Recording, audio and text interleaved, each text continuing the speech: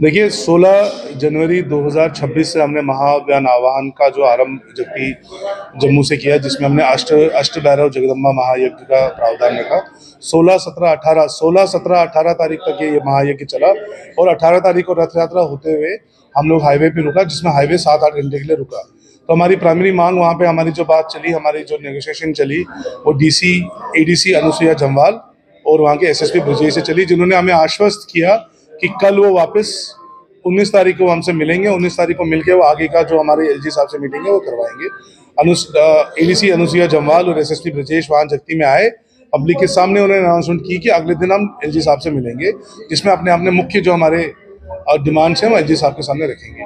आज 2 दिन हो गए, वहाँ से सिर्फ डिलेइंग टैक्टिक्स आ रहे हैं, एलजी साहब हमसे नहीं मिले हैं। तो हमारा ये मानना है कि ये एक डिनायल का प्रोसेस है तंत्र की तरफ से। वो कश्मीरी हिंदुओं के बारे में कोई संज्ञान नहीं लेना चाहते, उनके पास कोई ऐसी पॉलिसी नहीं है।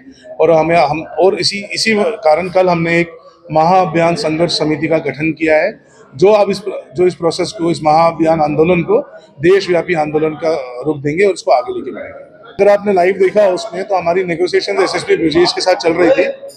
तो हमारी जो नेगोशिएशन थी वो एसएसपी ब्रजेश के पास चल रही थी, और उस नेगोशिएशन के दौरान उन्होंने वहां से ट्रकें चालू कर दी।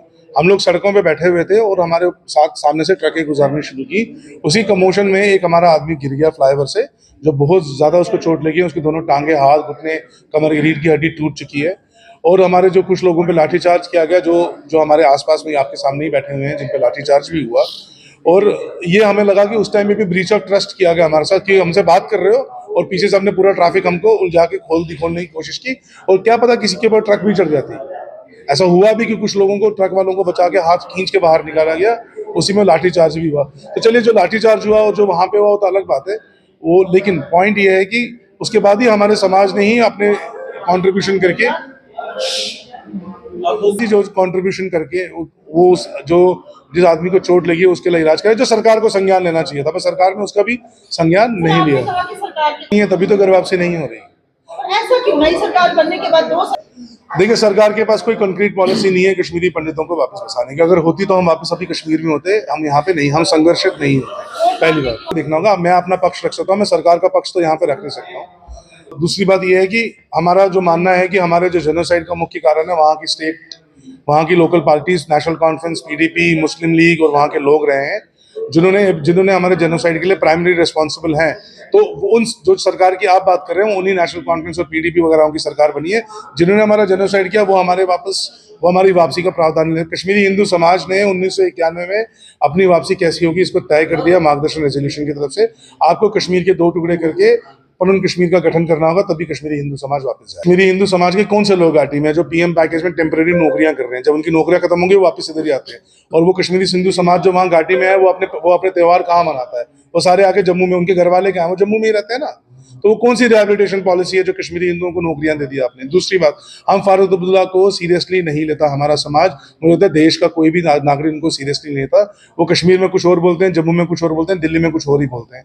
तो ये ड्रामेबाजी उनकी चलती रहती है, हम इसको सीरियसली लेते हैं। मुझे नहीं लगता कि इस पर हमें टिप्पणी भी करनी चाहिए। महाअभियान संघर्ष समिति का गठन किया है, हमने महाअभियान संघर्ष समिति का गठन किया। ये प्रेस रिलीज आपसे हम शेयर कर देंगे।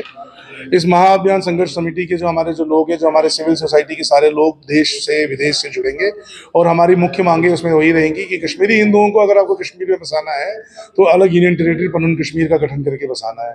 दूसरा, जब तक आप उसको यूनियन टेरिटरी नहीं बसा, और ये समय बाध्य होना चाहिए।